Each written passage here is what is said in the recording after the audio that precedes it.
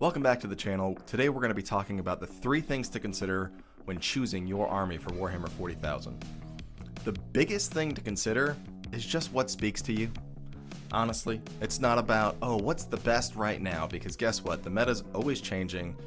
Don't chase the meta. Just go to Warhammer 40k, their website up here. Go down here, you have the Imperium. You can see all the factions there. Space Marines, all of the Space Marines, because you can never have enough Space Marines. The Chaos factions, and then the Xenos factions. So the biggest thing is probably your gut is telling you one of those things to go for, or a couple of them. So just dive into the lore, watch some videos on it, watch some battle reports on them, and figure out like what's speaking to me. What is the look, the play style, and the lore of the factions that call to me when I watch them, that make me say, yeah, I do want to take the dive and buy some models and start painting. The second thing to consider is the range that's available for your faction. So if you're stuck between a few factions, another thing to consider is the range, how big or little their range is. So I'm going to use the first faction that I started with as a jumping off point here, which is the World Eaters. So when you click on World Eaters, you can see their combat patrol. They have a Primarch Demon Prince. I like Primarchs, so that's one of the reasons I chose it. They have a individual character. These are actually the same model kit, so that's one. Then they have Jackals, Berserkers. All of this stuff is just shared between other Space Marines, except for this. And then 8-bound, which are actually, again, the same model. So really they have 7 if you include the Lord of Skulls models, and you have their whole range. So that's one of the reasons I picked them, was because I didn't want to be overwhelmed with choices and options of what to buy as my first army. Now, you may be thinking, I want a plethora of things to buy. I want more things to buy than I have common sense. If that's the case, maybe go to an army like, let's say you're really interested in Space Marines, which I was. That's still something I was considering buying, but at the end of the day, when you click on, for instance, Ultramarines, there's 85 items. They have Intercessors, they have Rabute Guilliman, they have so many named characters I can't even begin to start counting. They have Heavy Intercessors, which of course are different than regular Intercessors. Then they have Blade Guard Veterans, Primaris Eradicators, Tactical Squad, Primaris Reavers, Primaris Interceptors, Primaris Chaplain, Eliminators, Primaris Aggressors, Primaris... I mean, the list goes on and on and on. But if you don't want to run out of things to buy, maybe Space Marines is a good choice. Again, just figuring out what the range is and understanding what you're getting into and what you want out of your army.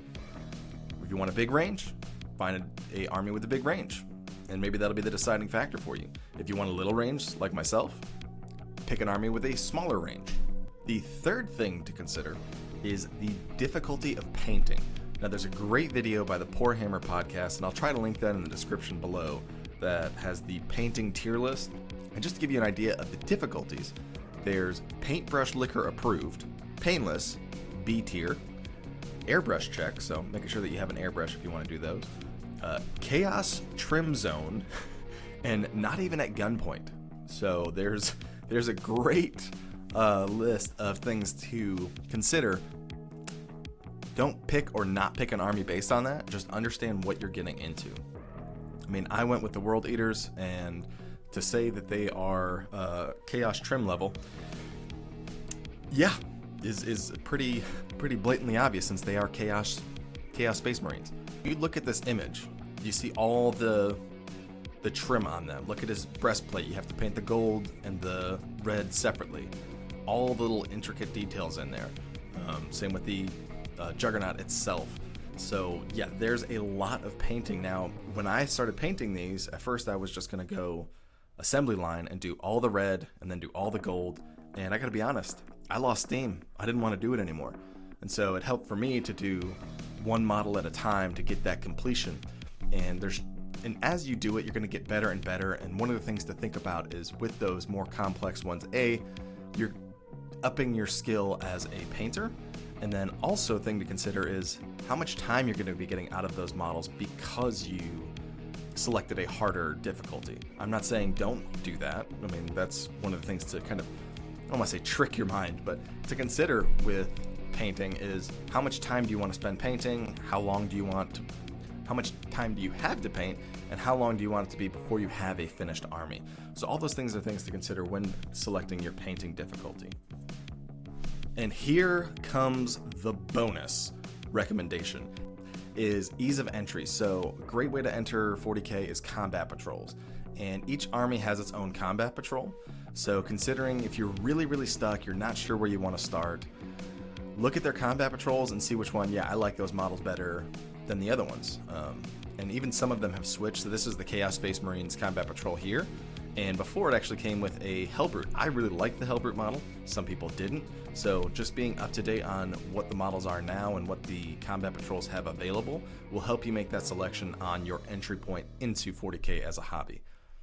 And understand whenever you go into your combat patrol, a great example is the Grey Knights, because I think there's at least two that I know of, which is the Custodes and the Grey Knights, is once you assemble these, let's say you did these, which the Strike Squad and the Terminators can be built multiple different ways. The Strike Squad can be built 4 different ways into 4 different configurations.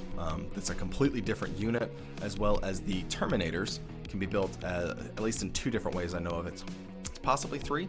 But once you run this, you can only run either the Terminators or the Dread Knight when you're running the combat patrol. But this is a great box overall, because you could buy basically 3 of these boxes and have 2,000 points for a real game of 40K, quote unquote real, but a non-combat patrol style 40K. So just those are things to consider: ease of entry, how much value are you getting out of your quote unquote entry level box. So here's a bad example of how much value you're getting out of your entry level box. So that Grey Knights one was almost 700 points depending on the way you build it, and this one I think is around 400 points. And again, there's tons of videos out there rating the boxes, how much value you get, and really breaking it down. Again, Poor Hammer I'm sure has one, so check them out and just understand. You could cut to which ones you're interested in. That way it just saves you time. Hey, I'm between this one and this one. What is my deciding factor? So again, that's just that bonus one, considering the ease of entry of that army and how much value and how much money, and just understanding what is your commitment level to your army. Do I just want to buy a combat patrol for a couple of the armies that I like and then I'll go from there? Do I want to spend all the time painting all of this filigree and intricate details? Or do I want something that's, I'm just going to coat it in silver and do some accents and I'm done, like the Necrons. So, that's it for me today, guys. Thanks for joining the channel. Again, I'm not a needy guy to ask you to like, comment, and subscribe, even though it helps the channel out greatly. But have a great day, take care, and adios.